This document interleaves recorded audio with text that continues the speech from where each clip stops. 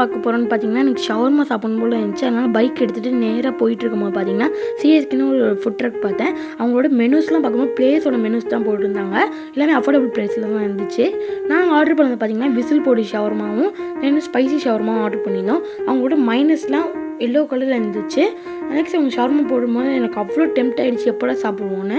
Next பார்த்திங்கன்னா ஒரு side அவங்களோட கெபாப் இருந்துச்சு. நான் ஆர்டர் பண்ணது பார்த்திங்கன்னா சிக்கன் கெபாப் ஆர்டர் பண்ணியிருந்தோம்.